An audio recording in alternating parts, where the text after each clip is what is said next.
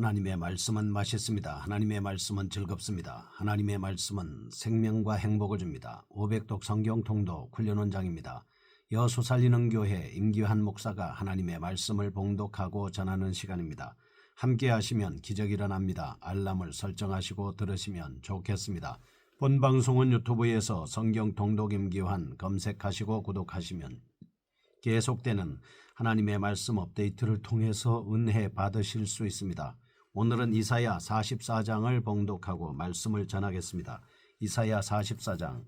나의 종 야곱, 내가 택한 이스라엘아, 이제 들으라. 너를 만들고 너를 모태에서부터 지어낸 너를 도와줄 여호와가 이같이 말하노라. 나의 종 야곱, 내가 택한 여수누나 두려워하지 말라. 나는 목마른 자에게 물을 주며 마른 땅에 시내가 흐르게 하며 나의 영을 내 자손에게 나의 복을 내 후손에게 부어주리니 그들이 풀 가운데에서 솟아나기를 시냇가에 버들같이 할 것이라. 한 사람은 이르기를 나는 여호와께 속하였다 할 것이며 또 한 사람은 야곱의 이름으로 자기를 부를 것이며 또 다른 사람은 자기가 여호와께 속하였음을 그의 손으로 기록하고 이스라엘의 이름으로 존귀 여김을 받으리라. 이스라엘의 왕인 여호와, 이스라엘의 구원자인 만군의 여호와가 이같이 말하노라. 나는 처음이요 나는 마지막이라. 나 외에 다른 신이 없느니라. 내가 영원한 백성을 세운 이후로 나처럼 외치며 알리며 나에게 설명할 자가 누구냐. 있거든 될 일과 장차 올 일을 그들에게 알릴지어다. 너희는 두려워하지 말며 겁내지 말라. 내가 예로부터 너희에게 듣게 하지 아니하였느냐. 알리지 아니하였느냐. 너희는 나의 증인이라.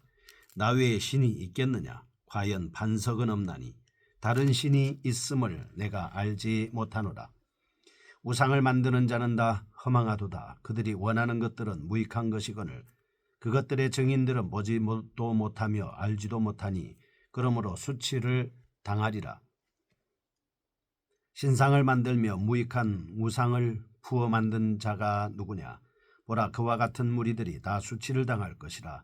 그 대장장이들은 사람일 뿐이라. 그들이 다 모여서서 두려워하며 함께 수치를 당할 것이니라. 철공은 철로 연장을 만들고 숯불로 일하며 망치를 가지고 그것을 만들며 그의 힘센 팔로 그 일을 하니 배가 고프면 기운이 없고 물을 마시지 아니하면 피로하니라.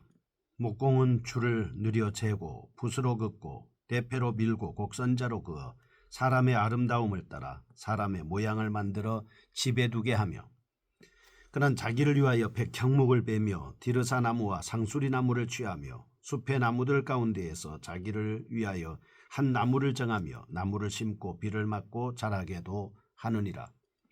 이 나무는 사람이 땔감을 삶는 것이거늘 그가 그것을 가지고 자기 몸을 덮게도 하고 불을 피워 떡을 굽기도 하고 신상을 만들어 경배하며 우상을 만들고 그 앞에 엎드리기도 하는구나.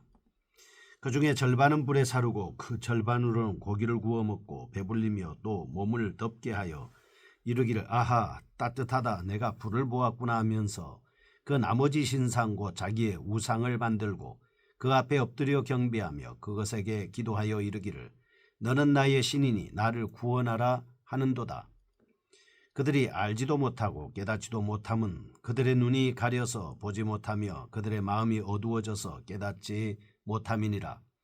마음에 생각도 없고 지식도 없고 총명도 없으므로 내가 그것의 절반을 불사르고 또한 그 숯불 위에서 떡도 굽고 고기도 구워 먹었거늘 내가 어찌 그 나머지로 가증한 물건을 만들겠으며 내가 어찌 그 나무 토막 앞에 굴복하리요 말하지 아니하니. 그는 죄를 먹고 허탄한 마음에 미혹되어 자기의 영혼을 구원하지 못하며 나의 오른손에 거짓 것이 있지 아니하냐 하지도 못하느니라. 야곱아 이스라엘아 이 일을 기억하라. 너는 내 종이니라. 내가 너를 지었으니 너는 내 종이니라. 이스라엘아 너는 나에게 잊혀지지 아니하리라. 내가 내 허물을 빽빽한 구름같이 내 죄를 안개같이 없이하였으니 너는 내게로 돌아오라. 내가 너를 구속하였음이니라. 여호와께서 이 일을 행하셨으니 하늘아 노래할지어다. 땅의 깊은 곳들아 높이 부르짖을지어다. 산들아 숲과 그 가운데의 모든 나무들아 소리내어 노래할지어다. 여호와께서 야곱을 구속하셨으니 이스라엘 중에 자기의 영광을 나타내실 것이미로다. 내 구속자여 모태에서 너를 지은 나 여호와가 이같이 말하노라. 나는 만물을 지은 여호와라. 홀로 하늘을 폈으며 나와 함께한 자 없이 땅을 펼쳤고 헛된 말을 하는 자들의 징표를 폐하며 점치는 자들을 미치게 하며 지혜로운 자들을 물리쳐 그들의 지식을 어리석게 하며 그의 종의 말을 세워주며 그의 사자들의 계획을 성취하게 하며 예루살렘에 대하여는 이르기를 거기에 사람이 살리라 하며 유다 성읍들에 대하여는 중건될 것이라. 내가 그 황폐한 곳들을 복구시키리라 하며 기품에 대하여는 이르기를 마르라. 내가 내 강물들을 마르게 하리라 하며 고레스에 대하여는 이르기를 내 목자라. 그가 나의 모든 기쁨을 성취하리라 하며 예루살렘에 대하여는 이르기를 중건되리라 하며 성전에 대하여는 내 기초가 놓여지리라 하는 자니라. 고레스에 대하여는 이르기를 내 목자라. 그가 나의 모든 기쁨을 성취하리라 하며 예루살렘에 대하여는 이르기를 중건되리라 하며 성전에 대하여는 내 기초가 놓여지리라 하는 자니라. 아멘. 40장 이후부터는 꼬불꼬불한 수로를 연상케 할 정도로 44장에서는 유일한 구원자로서의 하나님에 대한 다른 주제로 자주 신속하게 바뀌는 매우 짧은 단락들로 구성되어 있습니다. 이러한 특징은 46장 끝부분까지 계속됩니다. 이러한 구성 속에 신인 우상의 무기력을 반복적으로 말함으로 인해서 참신이신 하나님으로 인한 구원의 확실성을 선포하고 있다 하겠습니다. 1절에서 5절 구원의 확실성을 고지합니다. 6절에서 20절 하나님만이 구원을 이룰 참신이심을 고백하고 있습니다. 21절에서 28절 죄의 도말 및 고레스의 출현을 예고합니다. 본장을 통해서 강조하려는 점은 전체 내용의 반에 가까운 절들에서 나타나고 있는 우상숭배의 우매성에 대한 풍자를 통한 유일한 참신 하나님에 대해서 소개하고 있습니다. 40장 이후부터 짤막짤막하게 우상의 속성 및 우상의 제조를 부정적인 관점에서 장황하게 하나님만이 유일한 참신이심을 밝히고 있는 것은 당시 포로 상태에 있던 이스라엘의 심적 상태와 밀접한 관계가 있는 것입니다. 1절에서 5절입니다. 구원의 확실성입니다. 신적 심판에 강한 환관을 다루고 있는 43장 25에서 28절과 구원의 확실성을 알려주는 본단락을 연속적으로 대조함으로써 포로된 이스라엘 백성의 구원에 대한 기대감을 극대화시켜주고 있습니다. 특히 깊은 의미를 지니고 있는 2절의 호칭 및 3, 4절의 용어를 사용해서 구원의 내용에 신비감을 더해주고 있습니다. 또한 본단락의 핵심 내용은 독특하게 외관상으로는 그렇지 않으나 실제적으로는 시간상의 순서에 따라 나열되고 있습니다. 1절에서 4절 회복된 이스라엘의 복에 대해 언급하고 5절 이방으로의 확대에 대해서 기술하고 이제 본단락이 강조하는 그런 측면에서 주도적인 사상을 정리해 보겠습니다. 첫째 2절입니다. 죄인이지만 은혜의 대상이 되는 이스라엘입니다. 서로 상반된 뜻을 지니고 있지만 동일하게 이스라엘에게 적용될 수 있는 두 호칭을 사용해서 그 의도한 바를 효과적으로 드러내주고 있습니다. 먼저 사용된 야곱이라는 명칭은 익히 아는 바와 같이 속이는 자라는 뜻입니다.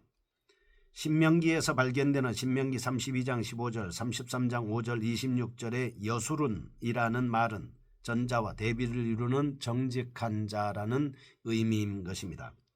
이와 같이 상반된 의미의 이름을 통해서 이스라엘이 속이는 자로서의 죄의 대명사와 같은 존재이지만 동시에 하나님의 은혜의 수요자이며 대속적 목적을 담당할 존재임을 강력하게 말씀해주고 있습니다. 둘째 3절과 4절입니다.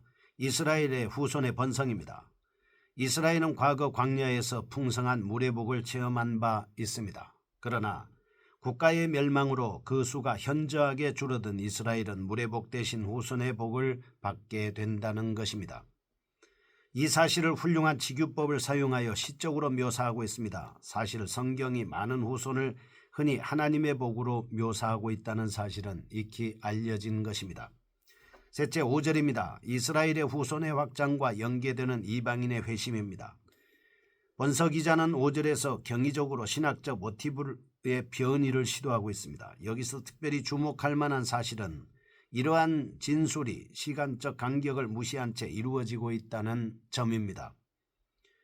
이스라엘 자손의 확장 진술에 이어 아무런 해명 없이 바로 이방인의 계심을 말하고 있습니다. 이와 같은 이스라엘 후손의 확장으로서의 이방인 계심자에 관한 모티브, 즉 성령의 강림에 이어지는 이방인의 회심은 오순절 성령 강림 이후에 이방의 복음화를 언급하는 신약과 유사한 점을 잘 보여주고 있습니다. 두 번째입니다. 6절에서 20절 우상숭배의 우매함으로 드러나는 하나님의 유일성입니다. 앞단락의 구원고지에 이어 본단락에서는 참신 하나님이 주제로 다뤄지고 있습니다. 우상숭배의 특성에 대해 예외적으로 많은 분량을 할애하여 다각도로 바라보기 때문에 이전과는 조금 색다른 분위기를 연출하고 있습니다. 물론 본서의 의도는 계속해서 우상숭배의 무익성을 부각시킴으로써 우상의 비신성을 증명하고 그 결과를 통해 하나님의 유일성을 역으로 강조하는 것입니다. 한편 본단락은 특히 9절에서 20절 앞뒤 부분과 비교해 볼 때 운문체가 아니라 산문체로 분류되고 있습니다. 사실 통상적으로 통렬한 풍자에서는 운문체보다는 산문체가 주로 사용되고 있습니다. 이와 같이 산문체를 사용하여 우상을 비판적으로 풍자하고 있는 6절에서 8절 하나님만이 유일신임을 선포하고 있습니다. 그리고 9절에서 20절 우상숭배의 우매성을 신랄하게 풍자합니다. 핵심 사상을 정리해 보겠습니다. 첫째 6절에서 8절입니다. 하나님의 유일성입니다. 하나님에 관한 다양한 호칭 중에서 본서 기자는 43장 15절에 이스라엘의 왕, 43장 14절에 구속자인 만군의 여호와라는 호칭과 함께 처음이요 마지막이라는 표현을 사용하고 있습니다. 특히 예수님께서 또 적용된 처음이요 마지막이라는 명칭은 시작과 끝이 있는 역사를 주관하고 있다, 이런 뜻입니다. 하나님께만 어울리는 말이죠. 하나님의 유일성을 대변해 주고 있다 하겠습니다. 과거에 하나님을 통한 구원을 경험했던 이스라엘은 미래에도 구원을 이룰 유일하신 하나님을 바라보고 두려움을 극복해야 합니다. 둘째 19절에서 20절 우상숭배에 관한 풍자에 과도하게 지면을 할애한 이유입니다. 후대의 학자들은 9절에서 20절에 대해 무리한 아이러니 기법을 사용했습니다. 과도한 지면이 할애되었으나 알맹이가 없는 부분이라는 이유로 정경성까지도 의심하게 됐습니다. 사실 우상숭배에 대한 풍자는 우리가 보기에도 과도한 부분이 있습니다. 그러나 그 진정한 이유는 당시 이스라엘 포로들의 하나님께 대한 심적 단서에서 찾을 수 있겠습니다. 당시의 전쟁 포로는 자연적으로 신의 무익성과 패배를 인정해야만 했습니다. 이러한 일반적 관습 때문에 이스라엘은 계속되는 구원의 고지에도 불구하고 흔들렸을 가능성이 있습니다. 따라서 본서 기자는 좀 더 강렬한 방법으로 하나님의 유일한 신성을 선포하고 아울러 우상의 우매성을 부각시키고 있습니다. 셋째 21절에서 28절입니다. 죄의 도말 및 고레스의 출현입니다. 앞단락에서 자신의 문학적 기법을 총동원해서 우상숭배의 허구성을 풍자하고 유일신 사상을 역설했습니다. 본단락에서 선행된 진술을 기억하라고 촉구하면서 함축된 의미가 담긴 죄의 대마를 거듭 언급하고 40장 이후 등장한 하나님의 대리자가 바로 이방왕 고레스라고 구체적으로 밝히고 있습니다. 본단락의 주도적인 사상을 몇 가지로 정리하겠습니다.